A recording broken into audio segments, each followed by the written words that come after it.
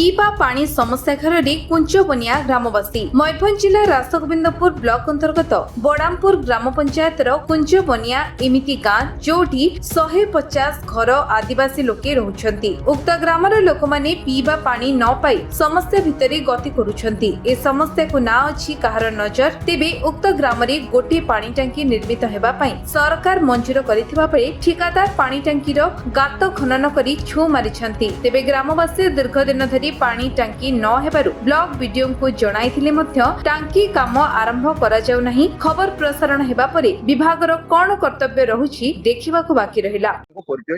Mona Babuli Bindhani from बड़ामपुर कुंचबनिया साही आमने ST category लोकटू आमने एठारे प्राय पाखापाखी 150 घर आम मैंने बसवास करूँ। आज्ञा आपन अंचल रे पानी रो समस्या केमती रो?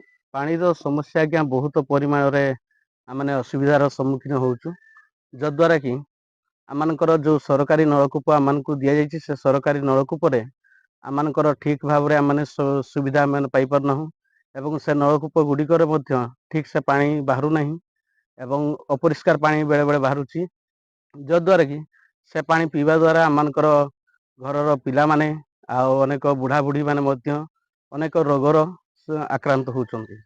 तेणु करी आमने रिक्वेस्ट करूछु जे आमनकर जो एई खुला हेछि पाइपलाइन सेटा आमनकर यथाशीघ्र पूर्ण हेले आमने पानी पई आमने सुविधा ही परिबु। एवं एथि पई दायी की रहउछन्ति मुख्य भाबुछन्ति आपन? एथि पई दायी तो आमने कहिबु सरकार रो जो कार्यकारी माने अछन्ति सेई मानकु आमने दायी बोली आमने भाबुछु। विभाग को दायी करछन्ति। आज्ञा परिचय माझिया सरेन बड़ामपुर कुचबनिया। आज्ञा ए जो आपन को टांकी खोला हेछि ये केते दिन होबनी आज्ञा खोला हेछि? हेई गलानी 2 वर्ष 3 वर्ष खडे। अच्छा आपन एबे पानी केमती कोन सुविधा पाउछन्ति? पानी रो बहुत असुविधा। तो ए जो टांकी दीर्घ दिन हेलानी खोला हेछि कहउछन्ति आज्ञा एथि प्रति आपन दायी काहा को करिवे? सरकार कर्मचारी को दायी करिवु। मयूरभंज जिल्लार स्वतंत्र प्रतिनिधि मनोज कुमार बेहरा का रिपोर्ट विश्व विजय न्यूज ओडिशा।